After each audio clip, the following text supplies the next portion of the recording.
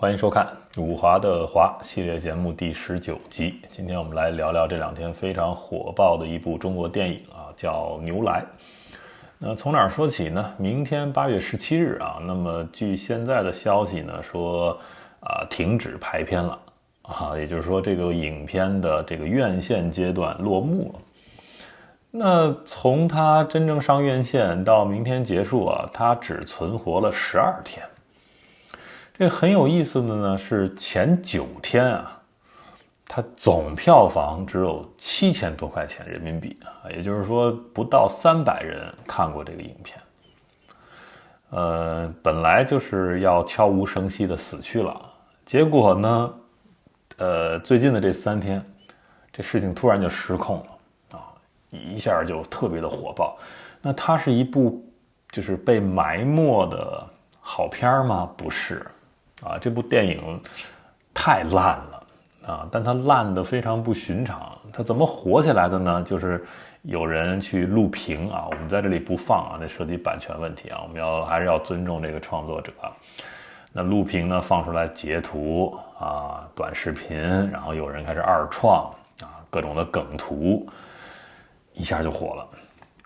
它的票房从7000多元一下就冲到了数百万元截至8月16日下午已经突破500万元了然后什么灯塔呀、猫眼什么，给它的这个预期的最终票房甚至能够达到1800多万当然现在被停了是吧？一个这个网上流传的叫院线通知，说从明天17号开始逐步下线。这个是他的这个导演本身这个信宇萌他也公开表示了，说这个牛来的院线阶段正式落幕了。那看来就是内部就是这么处理的了今天其实聊这个影片呢，有好多的点可以聊我们一点点聊不是说只说这片到底有多烂我觉得有一个问题就是说，为什么会中国人他集体的去追逐这么一种荒诞，是吧？这种荒诞让人很兴奋很多人去看这个片就在这个电影院里从头就这么很释放性的笑到尾。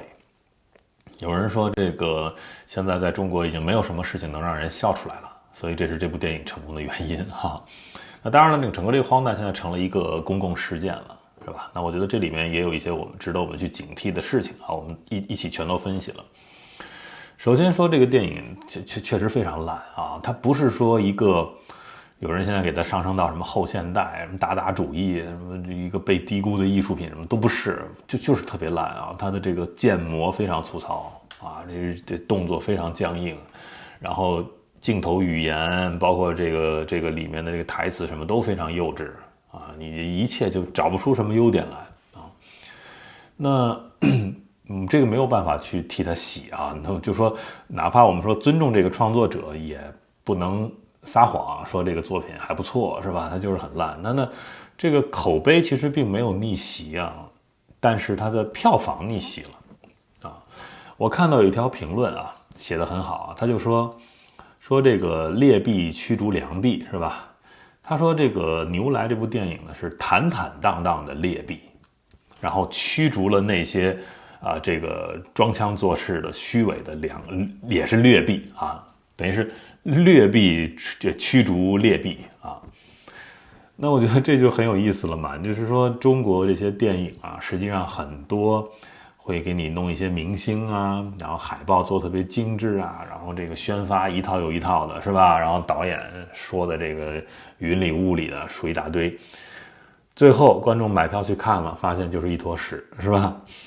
那这种烂呢是大家已经不愿意去接受的了。那牛来这种烂呢就是说它非常的坦荡我就是这么烂我也没去逼你看我也没做宣发去骗你，我就是这么烂就反而大家觉得挺好，你没骗我，对吧？就是说至少你没骗我就是现在甚至变成就是说只要你表现得足够坦荡我甚至愿意奖励你，我花钱去看你，我奖励你的坦荡但你还是这么烂所以我们就得看中国电影市场得让观众失望到什么程度。那这个至少说他不装这成了一个值得大家去买票的美德了，就是这个大家的要求之低呀。我觉得这个有人啊去类比啊，说当年这个杜尚啊有一个这个著名的所谓艺术作品啊，就叫泉，是吧？其实际上就一个小便池，这个大家很熟悉，是不是？说去参展啊，就等于就是一个小便池，工业化的小便池。那我觉得牛来呢，跟他还是有一点不太一样的，是吧？就是说，杜尚呢是自己再去把这个小便池变成一个事件，但是牛来呢，等于是不是这个艺术家啊，或者说创作者本身要把它变成一个事件，而是观众集体的一起把它变成一个事件啊。所以你看，现在是几十万人啊参与这个事情啊，替这个电影做梗图、改海报、拍这个短视频，要求影院加场，是吧？它就是一种，就是我也参与过这一个事件啊，哪怕荒诞，我也参与过，这就成了一个公共狂欢了嘛。那这个事情本身就是一个事件，你说它作为一个作品来说，它是失败的啊，当然作为一个事件而言，它是成功的。这和那个杜尚那还不一样，杜尚等于是自己再把它变成一个事件，那个小便池啊，所以这个真的是挺有意思的啊。然后我觉得我们聊到真正的问题吧，就是人们为什么会从这个荒诞里感觉到快感，是吧？荒诞这个词呢，看谁说啊。大家比较熟悉的是加缪，是吧？比较经常会说到荒诞。我觉得加缪说的荒诞呢，和我们现在口语里说这个事儿太抽象了、太离谱了什么还不太一样。就是加缪所谓的荒诞啊，更深一点啊，就是说人啊，天然的你就会渴望这个世界是有意义的啊，你的人生是有意义的，你所处的这个社会啊，这个世界是有秩序的、有因果的，这就是意义嘛。所以人会不停地追问为什么啊？为什么？我活着的意义是什么？这个世界的意义是什么？但是呢，其实这个世界它没有义务回答你，就是你作为人啊，人类的一个意义的需求，没有义务回答你。所以人的对于意义的需求撞上了这个世界的这个沉默，这就产生了荒诞，对吧？我想要意义，但这个世界不搭理我，这就是荒诞啊。所以加缪面对荒诞的态度是什么呢？不是说算了吧，我摆烂吧，不是，是吧？他强调什么？强调的是清醒，就是你明明知道这个世界不会替你回答你的意义是什么，他也不保证说你人存在就有意义，但是人依然要活下去，你依然要反抗，依然要选择啊，这就是加缪给出的答案，对吧？但是牛来这个事儿呢，或者说现在在中国发生的很多事儿，我们看到的是另一种荒诞，不是加缪式的荒诞，是什么呢？是说这些中国人啊，他发现这个世界很荒诞，对吧？他不是说我去理解这个荒诞，而是说我要消费这个荒诞，甚至我要主动的去寻找荒诞，去经历它，去共同参与它。这部电影是吧？好像是80分钟啊，不是80分钟啊，就是说我不知道它多长啊，这不在这里说了啊，就是 OK， 这一部电影啊，很烂是吧？烂得很奇特，结果大家反而觉得我要去朝圣，是吧？那其实大家关心的已经不是说它好不好了啊，而是说这个够不够离谱，对吧？有没有意思？我觉得这是3个不同的问题啊。就是说，一部电影好还是不好，这是一个价值判断啊，有一个价值这个尺度在里面的。好，从这儿上升到说这个电影有没有意思，那就已经开始寻求的是一种刺激了，是吧？用这个刺激来代表这个电影本身的好与不好的一个价值了啊。好，现在到了第3个阶段了，就是说它够不够离谱，够不够抽象？那这就是说，什么叫离谱？什么叫抽象？就是偏离正常嘛。所以现在就是偏离正常也成了一种卖点了。所以我觉得当一个社会就是大部分的人啊说在主动的追求荒诞，那这个社会算不算病了呢？算不算没救了呢？我觉得这个话还不能这么讲啊，我们还讲再精准一点，就是说我觉得里面有一个真正危险的点，就是人们已经不再试图去战胜那个荒诞了。你看加缪说的是什么？就是我意识到这个世界很荒诞，但是呢，我还是要反抗它，我还是要选择，我还是要活下去。但现在的这个中国人是吧？他已经开始从这个荒诞本身去寻找快感了。因为我们知道一个正常的社会当然会出这种电影的烂片是吧？也有这个恶搞文化、黑色幽默什么的，这个都可以。荒诞本身也可以拿来成为一种反抗的工具，对吧？你比如说卓别林那种很滑稽的，他就是用这种荒诞表现手法在反抗权力，表达这些东西，对吧？荒诞剧用一种非常不合理的表现方式去揭穿现实中的那些不合理，是吧？所以人们喜欢荒诞是可以理解的因为可以揭穿现实嘛，对吧？但是现在中国人是什么？不是说我要理解这个现实，而是他主动寻找一种荒诞是为了逃避现实我去主动揭穿这个现实是我还相信要有某种正常的东西，对吧？我知道哪个是正常的，哪个是不正常的，所以面对这个不正常，我要用荒诞这个手法去批判你。但是现在在中国说主动去寻找荒诞，逃避现实是什么？就是说潜台词就是说这世界已经这么荒诞了就算了吧，我们就一块开心的玩耍吧不要再想这些意义了。所以我觉得还有一条评论就是这个牛来的观后感，我觉得写的特别好他写的说，我已经厌倦了人们演荒谬，我要看荒谬本谬其实这句话其实挺悲凉的就是说潜台词是什么？就是我已经不再相信正常是真的存在的没有正常的东西，在中国全是人们的那演各种各样的荒谬。我不需要你们这些中介加价，我就要直接看那个荒谬本谬所以我觉得这是牛来这部电影最值得去正视的一种社会心理吧，就是它很低劣是吧？这个质量不是说人们爱上了这个低劣是吧？而是说那些精致的东西也在造假，专业的东西也在装腔作势，然后那些宏大的叙事人们都烦透了，全是话术，对吧？所以我们现在这些东西都烦透了，我要看那个最荒谬的东西。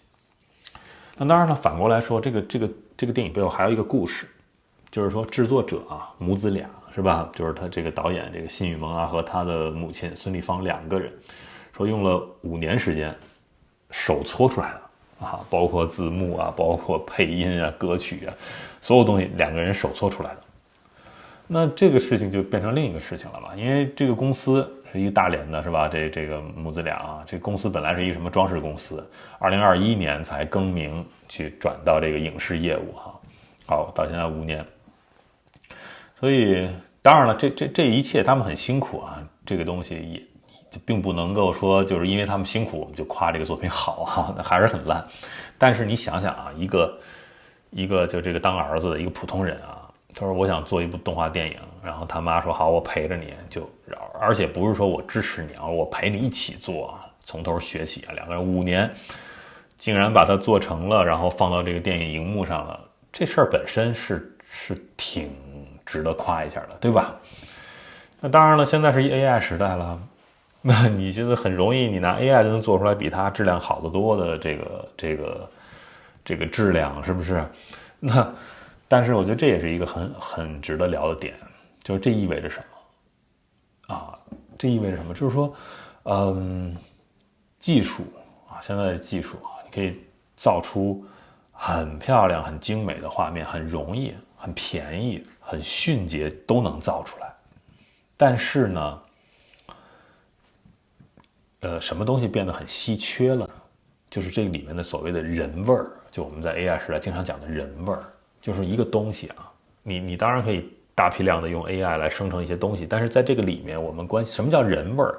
就是这个作品或者这个东西的其中或者它背后啊，你能不能感觉到有一个真的人啊，或者几个啊真的人，曾经为了这个作品在其中活过一段时间，这就是人味儿啊，这就是人味儿，对吧？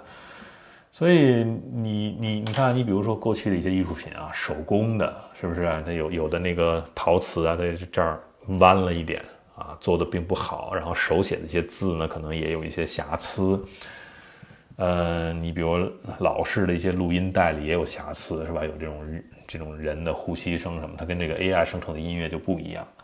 但是这个里面实际上就是这种缺陷呢，实际上就是人在这个作品里的这种指纹或者他的这个呼吸声，这就是人味儿，是吧？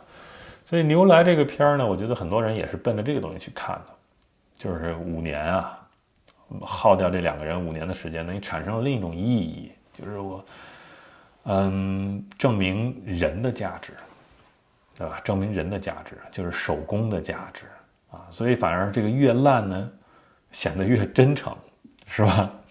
因为我们知道，就是说烂不烂是一回事啊，但是背后它有一个东西是不可替代的，就是人投入的这个时间、热情啊，以及最终反映出来他那个生命嘛，对吧？那当然还有一个网传的故事啊，很有意思，就是这个不一定是真的啊，我们就只是说一下。说原本啊，他们原来这个公司不是做工程的嘛，给政府做了一个工程，说欠了100万的工程款，后来呢就政府不给啊，但是内部就有人给他们支招啊，就说你做个动画吧，做成一个电影啊，然后我们拿龙标上映，接着呢我们用补贴的形式把你这个工程尾款给你补回去，对吧？当然这个很可疑了，这个叙事啊，但是怎么说呢？辽宁省在2025年的时候确实出台了这种电影扶持的政策，啊，就是说优秀的什么中小成本的影片啊，如果最高可以给你奖励每一部100万，有这么一个事儿啊。那有人就很逗啊，就说这个那怎么这么烂的片拿到龙标啊？这也简单说2句，其实没什么的，它就是按照正常的这个程序去报备就可以了啊。你去备案，你去拍，然后你去送审啊。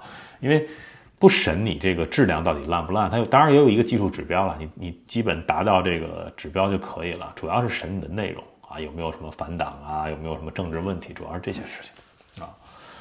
OK， 这是一个段子啊，不一定信啊。那我觉得最荒诞的又发生了一个事儿啊，本来现在这票房冲起来了，有人还说那就冲1000万啊，冲亿。那当然这个事情如果出来的话是有点丢脸的啊，对于中国来说，这么烂的片儿，结果票房这么高呢，那我觉得这世界会很奇怪吧？就中国人到底什么品味啊？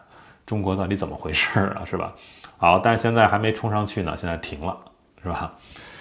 停了这个事情呢，怎么说呢？我觉得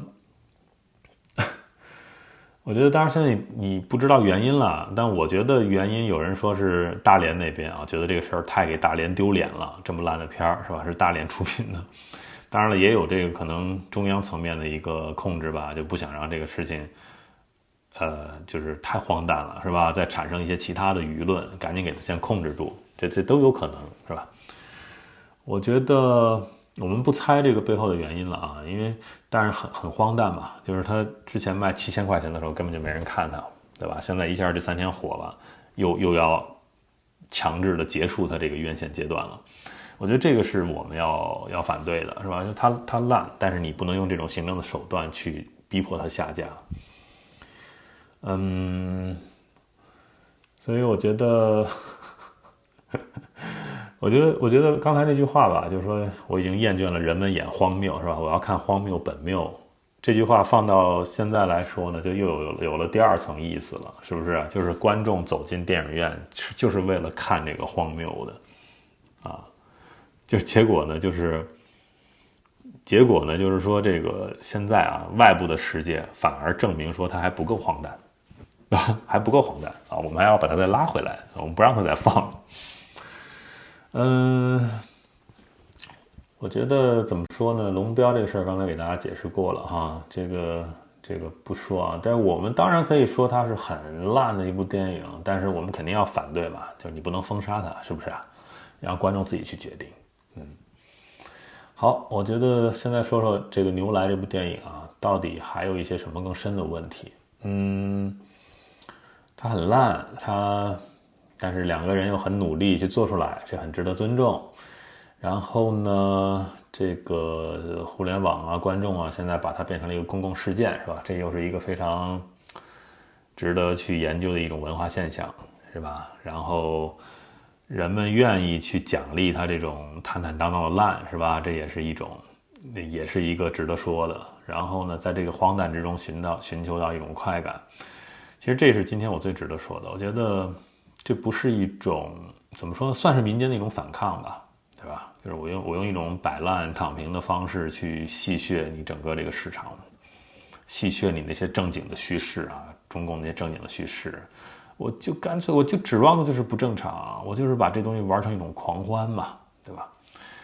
然后呢，以及放到 AI 这个时代，我觉得这个事情也提醒我们吧，就是人呢，你可能做不出特别完美的东西啊，但是这个反而体现出一种稀缺性，是吧？那从没人看到大家抢着看，然后又院线的这个生命又突然结束了，这个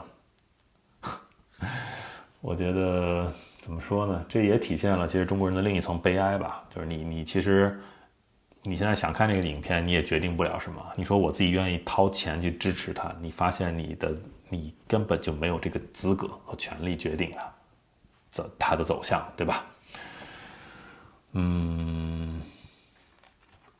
我觉得现在中国人很多人已经不相信这些很精致的东西了，是吧？因为觉得是装的，也不迷信那些专业的东西了，是吧？因为你 AI 现在也很容易造出这个东西，所以我觉得我们今天要聊的是这部电影啊，带给中国人，就是当然你现在很狂欢啊，这个事儿很好玩，是吧？但是它后面有一个很重要的一个所谓的荒诞困境的问题啊，就是说。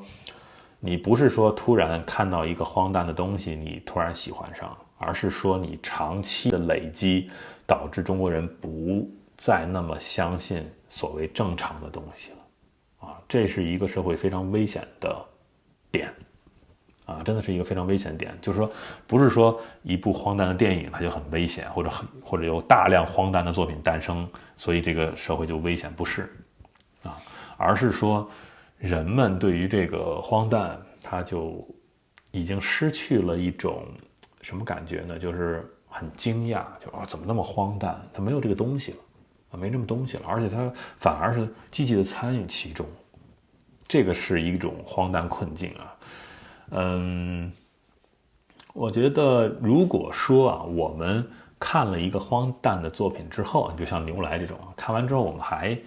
只是笑一笑，然后我们还能够分辨出好与坏，是吧？后续我们还愿意真的去支持那个真正的好好弄出来的作品的话，那我觉得这一场这个牛来的狂欢就也没什么太可怕的，对吧？最怕的是什么？最怕的是说大家通过牛来这个事情得出一个结论啊，就是说这个好品质好坏也不重要了。你看牛来这样也能挣着钱，是吧？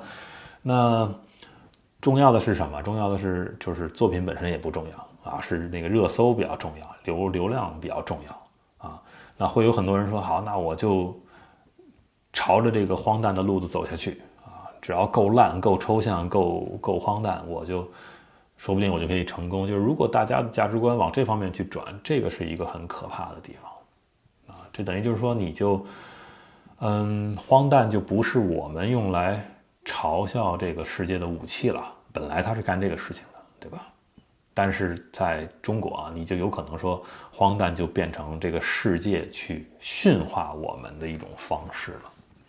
这个我觉得是现在啊，我不想过多的去批判这个牛来这部电影啊，以及这整个这个荒诞性啊，我觉得是在这个里面所反映出来的这个荒诞困境啊，是非常值得我们警惕的。好，今天就聊这么多吧，感谢收看、订阅、分享。